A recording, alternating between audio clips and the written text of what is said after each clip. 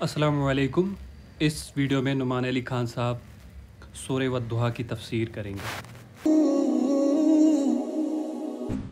والضحیٰ، ضحیٰ کہتے ہیں صبح کے اس وقت کو جب دھوپ تو آئے لیکن دھوپ کی گرمی نہ لگے، مے بی 6:30 AM، رائٹ؟ ایسا وقت کہ دھوپ تو نکل آئی ہے لیکن دھوپ کی تیزی نہیں لگ رہی۔ والضحیٰ واللیل اذا سجا، اور رات کا وہ وقت جب رات بالکل کیا کہتے ہیں اس کو، اسٹل کو کیا، ہاں، سکتا جائے، چھا جائے، نہیں چھانے کا تو یفشا تھا، ساکن ہو جائے، یعنی سجا کوئی حرکت نہیں ہو رہی، سجی کچھ نہیں ہل رہا، موت کی جیسی سائلنس، اس کو سجا کہتے ہیں، سجی۔ تو کہا والضحیٰ، ایسا وقت جب چڑیوں کی آواز آنی شروع ہو جاتی ہے، حرکت شروع ہو جاتی ہے، ہوا فیل ہوتی ہے، زندگی ہوتی ہے۔ زندگی کا سب سے خوشگوار سین ہوتا ہے صبح کا وقت۔ کچھ لوگوں کی عادت ہوتی ہے وہ دیر سے اٹھتے ہیں، پھر ایک دن ان کو اللہ تعالیٰ کہیں سے توفیق دے دیتا ہے، وہ ایک دن جلدی اٹھ جاتے ہیں، پھر وہ کہتے ہیں چلو باہر واک کرنے چلتے ہیں۔ وہ باہر واک کرتے ہیں، کہتے ہیں میں آپ سے صبح ہر روز یہ واک کروں۔ کیا زبردست موسم، مجھے پتہ ہی نہیں تھا کہ ایسا موسم ہوتا ہے صبح کو۔ وہ ایک دن کا بخار ہوتا ہے، اس کے بعد وہ اتر جاتا ہے، لیکن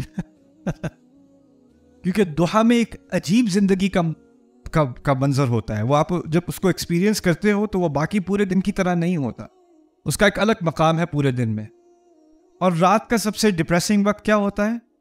جب سب حرکت بند ہو جائے۔ اب ان دونوں کا اشارہ، ان دونوں قسموں کے بعد اللہ تعالیٰ نے کہا یہ ہے جواب القسم، جس کو مقسم علیہ کہتے ہیں۔ ما ودعک ربک وما قلی، آپ کے رب نے آپ کو الوداع نہیں کہا اور نہ ہی وہ آپ سے ناراض، نہ ہی وہ ناراض ہے۔ اللہ تعالیٰ اپنے رسول سے کہہ رہے ہیں کہ نہ آپ کے رب نے آپ کو الوداع کہا ہے اور نہ ہی آپ کا رب آپ سے ناراض ہے۔ بڑے پیارے الفاظ ہیں۔ کیوں؟ کیونکہ جب ناراضگی کا لفظ آیا نا، ناراضگی کا لفظ یہاں کیا ہے پتہ ہے؟ قلا۔ اللہ نے ایسی محبت کا اظہار کیا یہاں پر کہ قلا کے ساتھ رسول کا لفظ نہیں ڈالا۔ وما قلا کا، آپ سے ناراض نہیں ہوا، وہ ہٹا دیا۔ وما قلا، وہ ناراض نہیں ہے، یہ نہیں کہا آپ سے ناراض نہیں ہے، کہا ناراض نہیں ہے، صرف اتنا کہہ دیا صلی اللہ علیہ وسلم۔ لیکن یہاں پر بتایا جا رہا ہے کہ جب وحی آتی تھی تو ایک نئی زندگی آتی تھی ہمارے رسول کے دل میں صلی اللہ علیہ وسلم، جیسے الضحیٰ، جیسے صبح کی خوشگوار موسم، ہر چیز روشن ہو جاتی تھی۔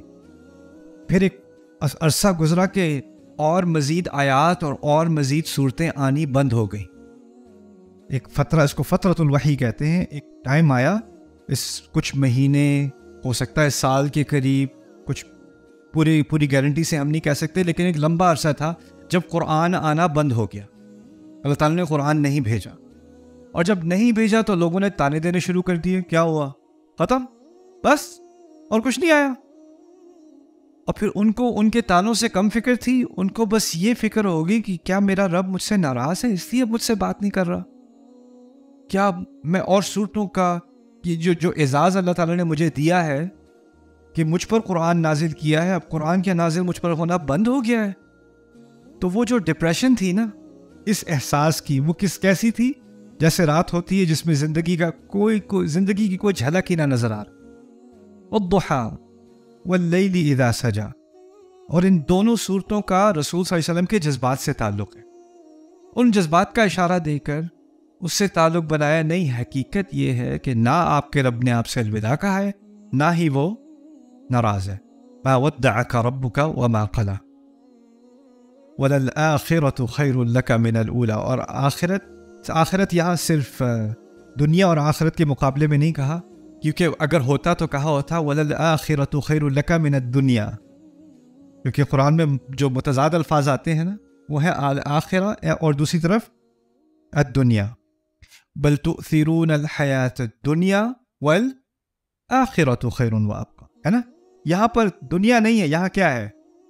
الاولی میں دو چیزیں شامل ہو گئی، ایک تو دنیا اور آخرت کا کمپیریزن ہو گیا، تقابل ہو گیا، اور پھر یہاں آپ کے مشن کا جو آخری حصہ ہے وہ آپ کے مشن کے پہلے حصے سے بہت بہتر ہوگا، آپ فکر نہ کریں۔